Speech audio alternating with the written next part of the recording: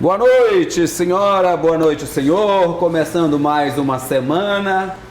E pelo que parece, Natanael Júnior, uma semana dura. Aí nós vimos no final de semana... Chama o encanador, Geraldo. Acho que chama uma dúzia de encanadores, rapaz. Entra a semana, sai semana, Natanael...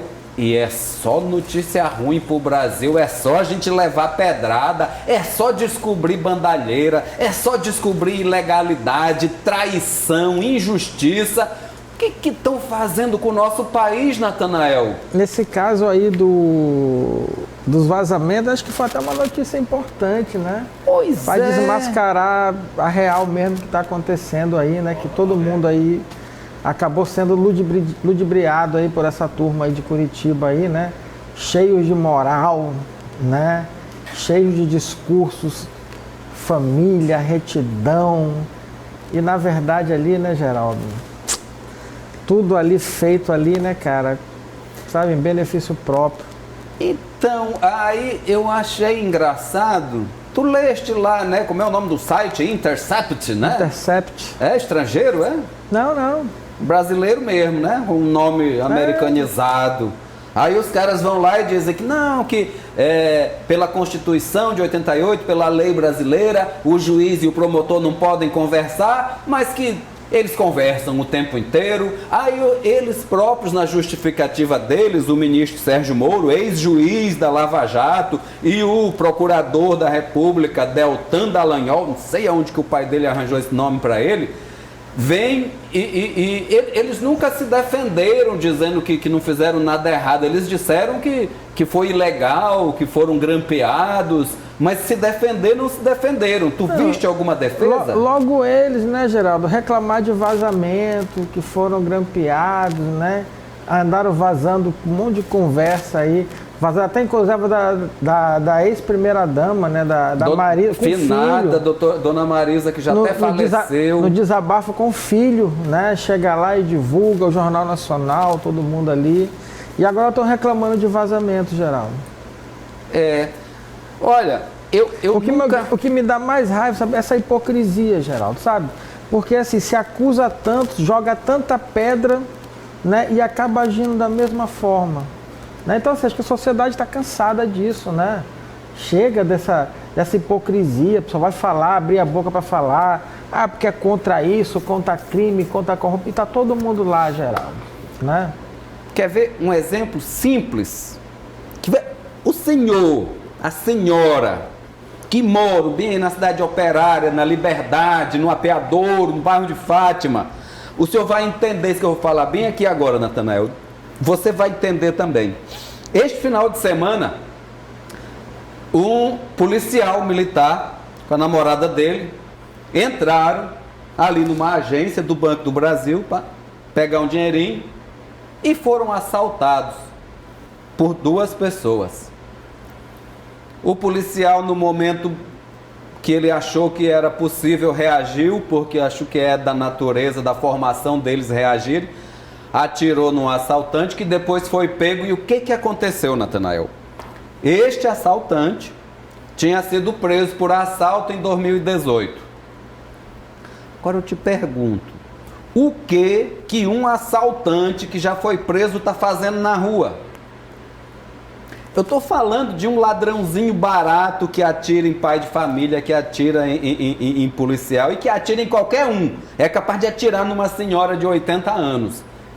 Aí a gente pega Maluf cumprindo a pena dentro de casa, este sujeito desprezível desse sujeito de Goiânia, esse tal de João de Deus, que acabou com a vida de muitas mulheres. Não, queriam que ele não apresenta risco para a sociedade. Quer dizer que ele passa a vida inteira cometendo crime, aí depois, porque está idoso, vai ser... Olha, bandido tem que estar na cadeia. Não, Geraldo, e assim, né, Geraldo, eu vou fazer aqui até uma meia-culpa em relação ao Lula, seguindo um pouco do teu raciocínio, porque se forem comprovadas, né, essas atitudes, esses ilícitos cometidos pelo ex-juiz Sérgio Moro e essa turma da República de Curitiba, o Lula tem que ser solto imediatamente, Geraldo. Pois é. Porque, assim, é claro a intenção, sabe? Então, assim, a raiva, Geraldo, sabe o que é? É o seguinte, colocaram a classe política, a república em xeque, colocam aí o STF em xeque, essa turma da direita aí, né? E usam do sistema para fraudar, isso é uma fraude ao sistema, né? Para uso político e condenar uma pessoa a tirar do jogo eleitoral. Então, assim, Geraldo, sinceramente, assim, é vergonhoso, né?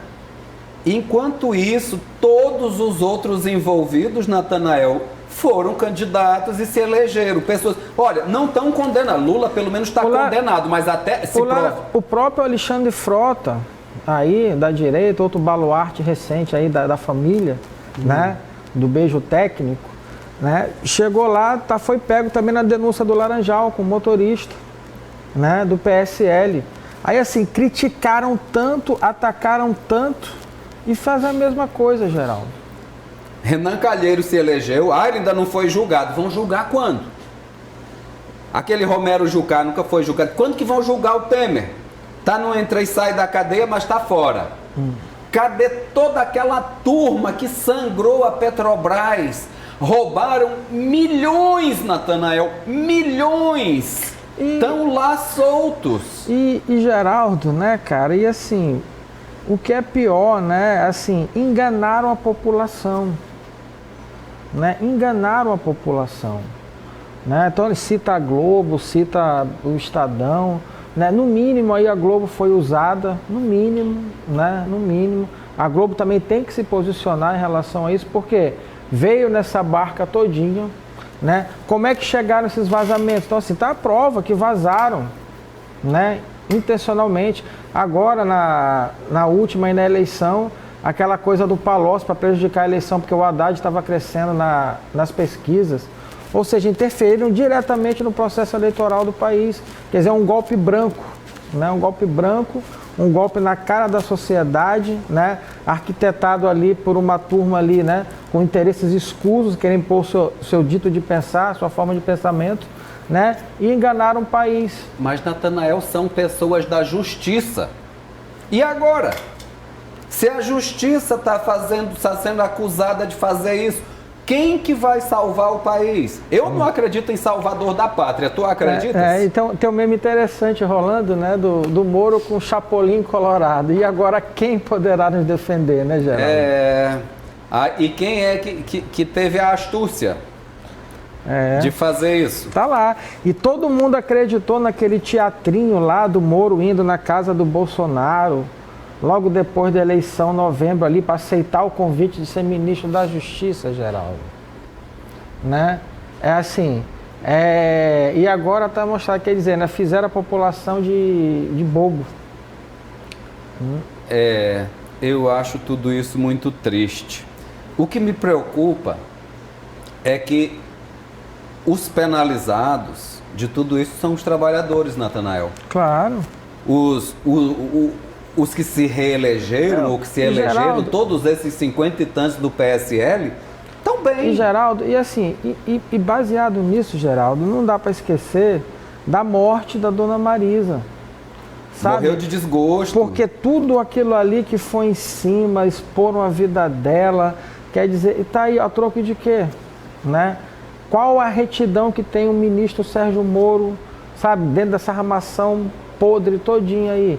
Que até, tirou a vida, né? Porque com certeza, como a senhora que aguenta esse turbilhão de coisas lá, né? E assim, resistiu como?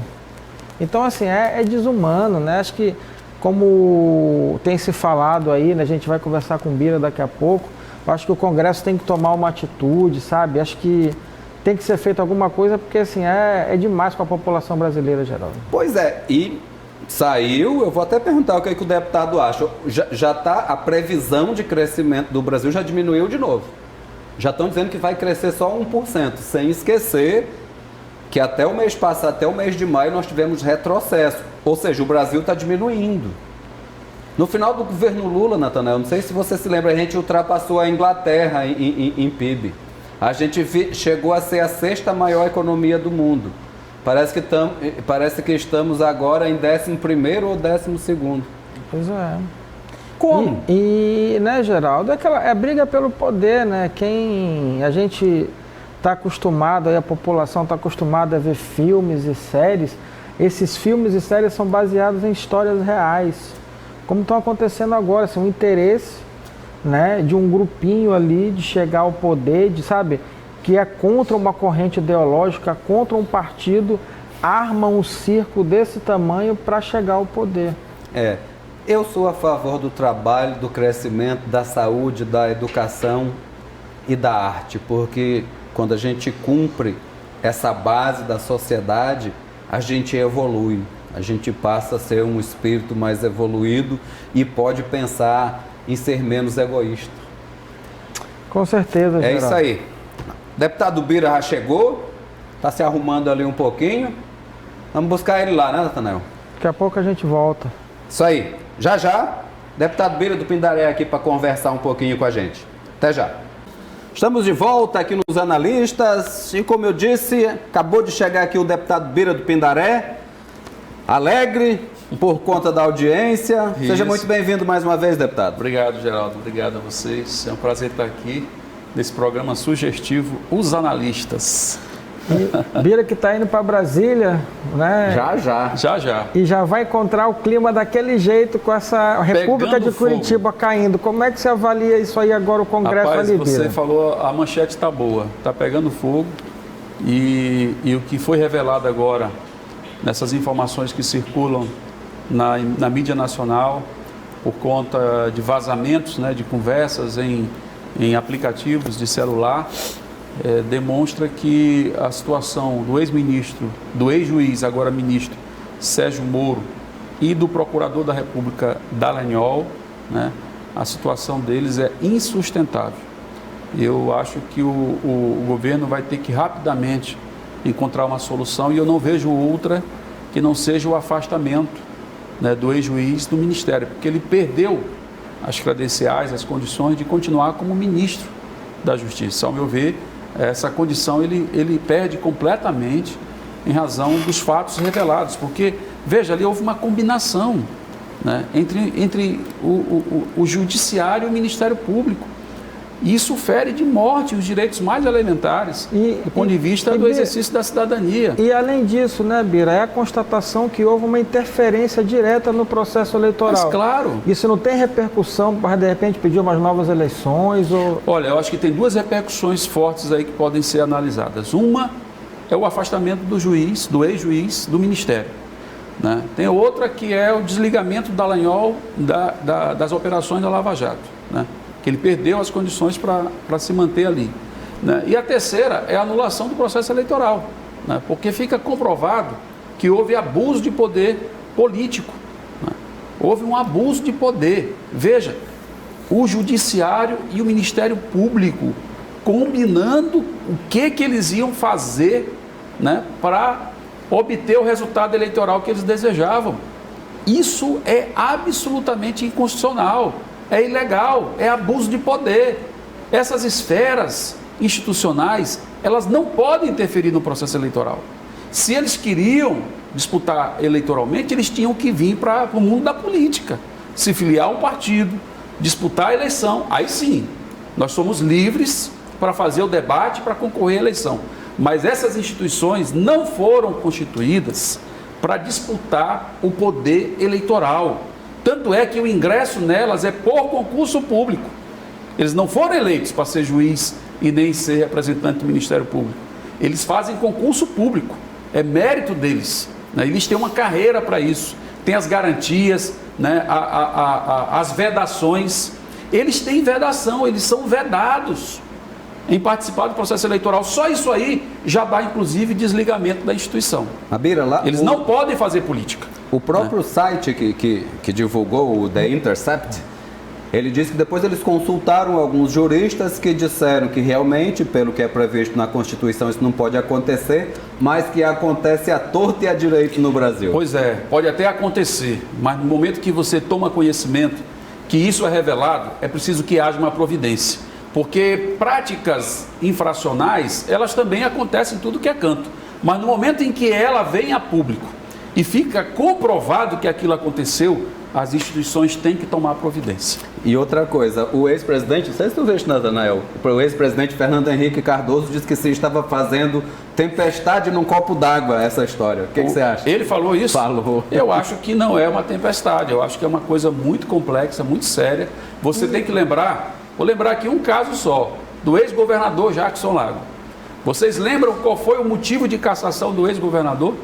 Foi o simples fato dele estar presente numa reunião do ex-governador Zé Reinaldo.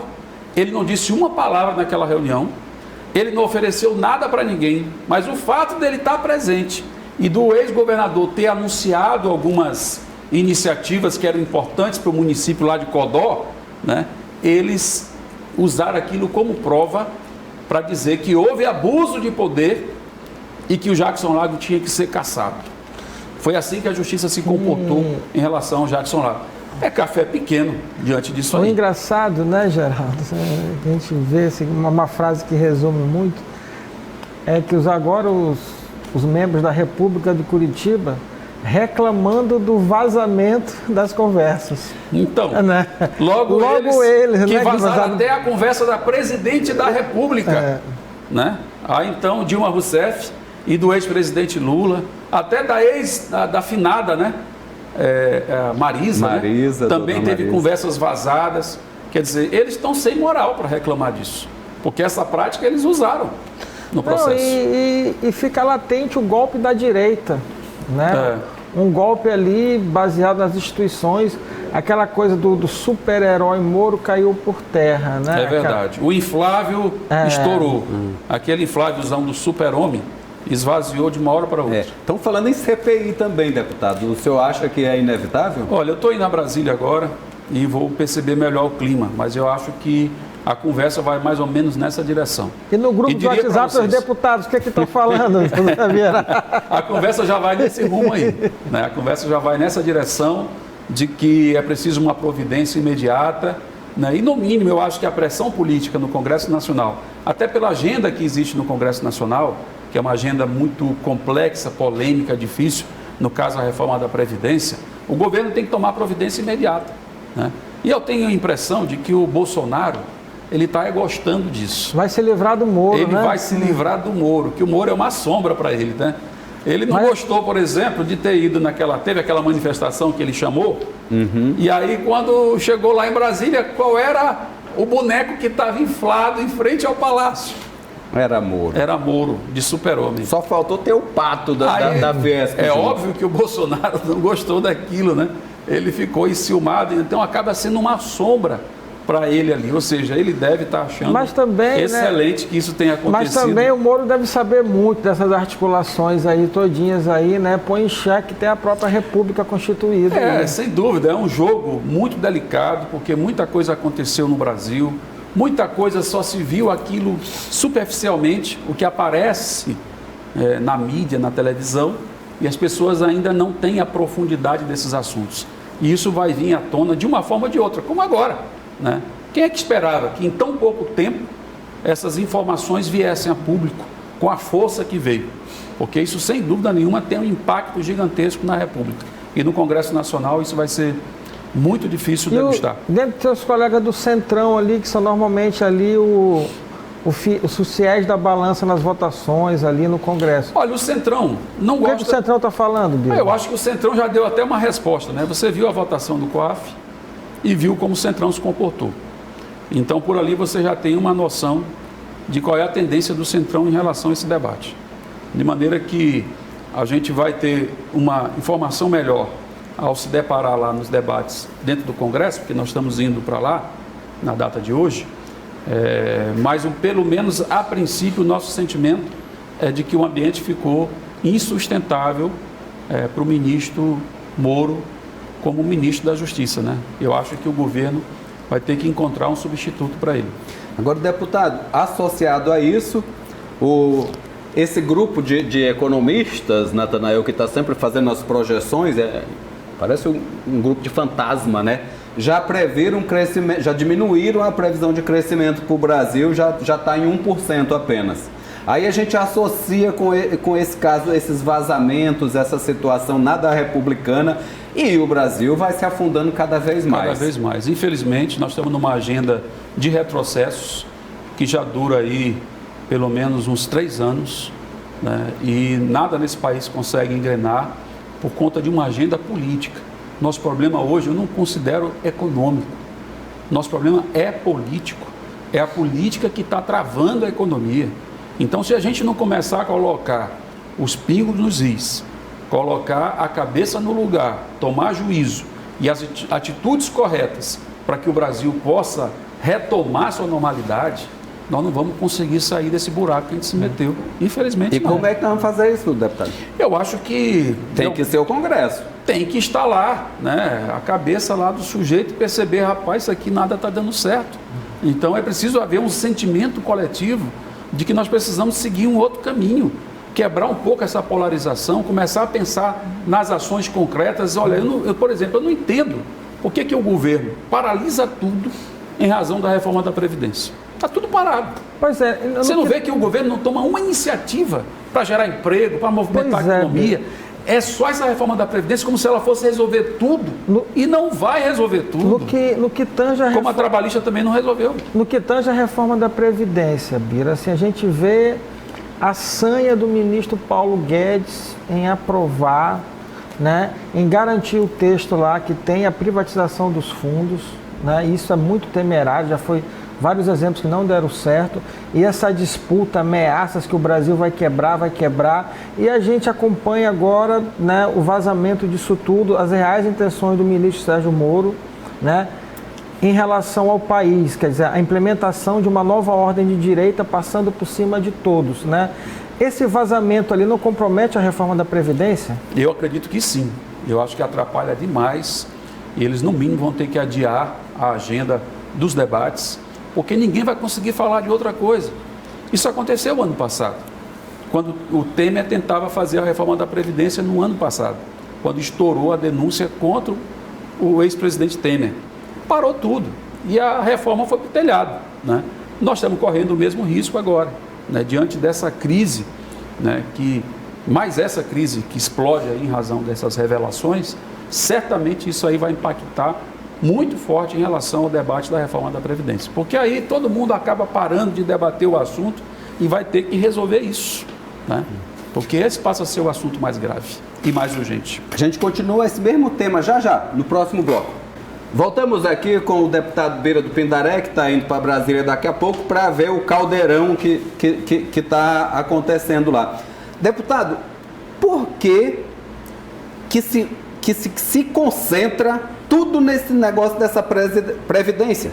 Pois é, eu acho um equívoco do governo. Mas qual é a justificativa dos homens do governo? A justificativa deles é que se não fizer a reforma, o país vai quebrar. Na verdade, o país já está quebrado, entendeu? Porque há uma inversão, não é a Previdência que provoca a crise na economia, é a economia que provocou crise na Previdência, porque com essa crise econômica, diminuiu a atividade econômica, diminuiu a arrecadação, e aí você teve, as despesas não param de crescer, porque todo dia tem alguém se aposentando, né? E aí você não tem uma receita para acompanhar, é isso que provoca o chamado déficit, né? Na Previdência é isso. É um problema na economia. Então, se o governo voltasse as suas energias para fazer a economia girar, para fazer ter mais, o mercado consumidor ser reativado com mais força. Vou pegar um exemplo aqui, a Construção Civil. Construção Civil paralisada, né? Quando foi que a Construção Civil teve o maior pique aqui no Brasil? Foi no governo passado, Minha Casa Minha Vida. É um programa de governo. Então, se você retoma esses programas, né? Concentrando recursos em atividades econômicas estratégicas, como é o caso da construção civil, a economia começa a se movimentar e aí você gera empregos e aí você até melhora o desempenho da Previdência e de outras políticas públicas do governo. Infelizmente está faltando esta visão, né? Já chega, não consigo mais ouvir o Paulo Guedes e sempre a mesma ladainha de que só vai resolver se tiver reforma da Previdência. Na verdade, é uma grande enganação, é uma grande inverdade que eles contam, porque no fundo, o que eles querem é botar a mão nesse filé, que é a Previdência né, privada, porque hoje você tem a previdência pública que garante a aposentadoria, né, da população como um todo. Se você destrói a previdência pública, as pessoas vão ser obrigadas a comprar uma previdência privada numa agência bancária. É tudo que eles querem. É o filé. Vai ser pior do que no Chile. Primeiro que as pessoas não vão comprar, porque quando é opcional, ninguém quer fazer projeções para o futuro. E segundo lugar, os que comprarem, pode acontecer o que aconteceu no Chile, porque a ganância dos banqueiros brasileiros, até porque a economia brasileira é imensamente maior do que a chilena. Exato. Esse exemplo não toca ninguém, deputado? Era para tocar, né? Porque o Chile, inclusive, é uma economia mais estável do que a nossa. Mais estável, E porém... deu errado. Exato. E deu errado. E você tem de 30 países que fizeram a mudança de regime, né, da repartição para capitalização, que é o que eles querem, 30 países, 18 voltaram atrás. Desistiram da capitalização. Ou seja, a capitalização não é a solução. Você tem que ter um regime de repartição solidário que garanta o mínimo para todo cidadão, do ponto de vista da proteção previdenciária. Porque a previdência é isso, é proteção. A pessoa que envelheceu, que não pode mais trabalhar, a pessoa que adoeceu, que não pode, né, temporariamente não pode trabalhar, ou aquele que teve uma invalidez, alguma coisa, não pode mais trabalhar de jeito nenhum. Quem é que protege? É a Previdência. Se a gente não entender a importância que a Previdência tem para a vida da gente, cada um de nós estamos falando de todo mundo, né, de um ou de outro, só fica fora aí os grandes empresários, que não dependem de Previdência, os caras têm capital, né, e aí tem outras formas de se proteger. Mas o trabalhador, a pessoa que está aqui na base, ela depende disso. Então, ou a gente garante uma previdência pública solidária, ou não vai ter proteção para nenhum de nós, nem no presente, nem no futuro, né? Então, é esse o que está em jogo. Por isso que, infelizmente, eu acho que eles passam uma inverdade quando tentam colocar toda a culpa dos problemas econômicos na questão da previdência. Isso não é verdadeiro. Como também colocavam na questão trabalhista. Fizeram a reforma e o desemprego só aumenta. Disseram que ia gerar 4 milhões de empregos, 5 milhões, sei lá o quê, e o desemprego fez só aumentar. Então, quem é que vai se enganar com isso? Sinceramente, eu acho muita falta de, até mesmo de percepção, né, do que está acontecendo, para saber que isso não é verdade.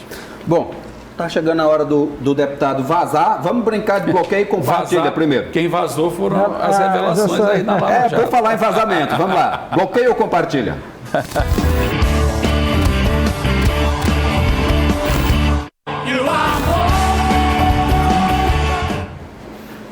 Vamos ver. Bota o primeiro aí, meu querido. Bloqueio ou compartilha o vazamento? Quer dizer, o Sérgio Moro. Olha, hoje é um dia seguinte após as revelações, né? Não tem como compartilhar, tem que bloquear. Lamentavelmente, é uma decepção para muita gente, né? Vamos ver o que vem atrás de Sérgio Moro, para variar. Olha aí, 3, 2... Ah, tá aí o Roberto Rocha.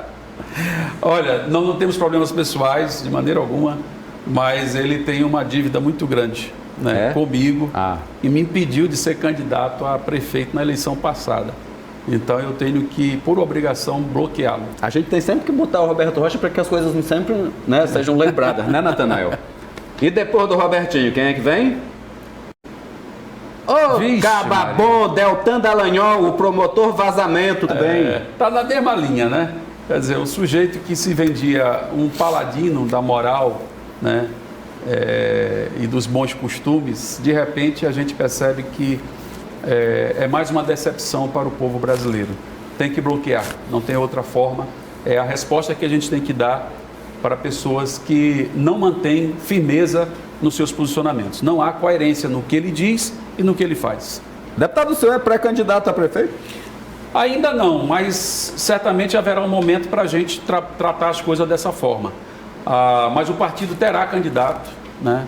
E o senhor está pleiteando a vaga? Meu nome está sempre sendo lembrado e eu acho muito bom isso, porque já são 3 eleições seguidas que eu tento ser candidato a prefeito de São Luís e não consigo por conta de questões partidárias. Né? Então hoje eu não tenho mais problemas partidários, graças a Deus, porque a eleição de federal me deu a condição né, de ter governabilidade sobre a questão do partido, né? Hoje eu dirijo o partido aqui na capital e nós estamos absolutamente seguros em relação a essa condução. Temos um alinhamento muito bom com a direção estadual, que é o prefeito Luciano Leitoa, e também o presidente nacional, que é o Carlos Siqueira. Então, hoje nós não temos nenhum impedimento para a construção de uma candidatura. Mas eu devo dizer que no momento eu estou concentrado no nosso mandato como deputado federal. Eu acho que há momento para tudo, né? E o momento eleitoral é o ano que vem, né? Que até a legislação já nos protege, porque ela nos dá o direito de uma pré-campanha, né? Então, ano que vem, vocês podem ter certeza que eu vou falar com toda, né, firmeza e profundidade sobre o tema eleitoral. Por enquanto, vou me concentrar no mandato. Certo, então bota esse último aí pra gente ver. Esse aí diz que é pré-candidato. O senhor bloqueia ou compartilha? Não, eu compartilho. Eu gosto dele, nós somos amigos, trabalhamos junto ali na Assembleia Legislativa, né? Se ele for candidato, eu desejo muita sorte para ele e que a gente possa aí, quem sabe, se encontrar nesse caminho aí dos debates, seja como adversários, seja como aliados, ou no primeiro turno ou no segundo turno, né? Encontrar de alguma forma um jeito da gente se encontrar. Mas eu compartilho sim, é um grande companheiro lá da Assembleia, que a gente se conheceu lá e tem a nossa consideração. Tá vendo, Nathanael? Todo mundo se compartilhando por enquanto, né? Deputado, sei que o senhor está com o tempo contado, muito obrigado. Pode fazer sua fala final aos maranhenses. Eu só quero agradecer mais uma vez a oportunidade, dizer que tivemos hoje aqui um seminário sobre a Previdência, um seminário com caráter de audiência pública. Esteve presente o presidente da Comissão Nacional, deputado Marcelo Ramos, veio prestigiar, e foi a oportunidade que a gente conseguiu viabilizar, porque foi um requerimento de nossa autoria e um trabalho feito aqui em conjunto com a Assembleia Legislativa. Eu cumprimento o presidente da Assembleia, Altelino, que se dedicou, esteve presente, coordenou a audiência e foi uma audiência muito exitosa, onde entidades dos mais diversos segmentos tiveram a oportunidade de levar as suas sugestões, as suas inquietações para esse debate da reforma da Previdência, e o presidente Marcelo Ramos está levando lá para a comissão essas contribuições que a gente conseguiu obter aqui junto à comunidade em São Luís, aqui no estado do Maranhão. Então, agradecer a todos que participaram e agradecer a vocês pela oportunidade. Muito obrigado. Na hora, o espaço é democrático e é sempre que o senhor precisar e quiser falar ao povo maranhense, o lugar é esse aqui, né, Nathanael? Obrigado e boa sorte lá para aguentar Joyce Halseman. Isso. E né? Botafogo. Vamos ver o que ela vai falar, né, Geraldo? Agora dos vazamentos. Mas Botafogo eu não sei, mas Flamengo, né, Natan? Sampaio Correia. Fluminense meteu bonito ontem, só que não entrou. Não entrou. Isso. Valeu, Natan. Valeu, Geraldo. Obrigado. Obrigado ao senhor e à senhora. Até amanhã.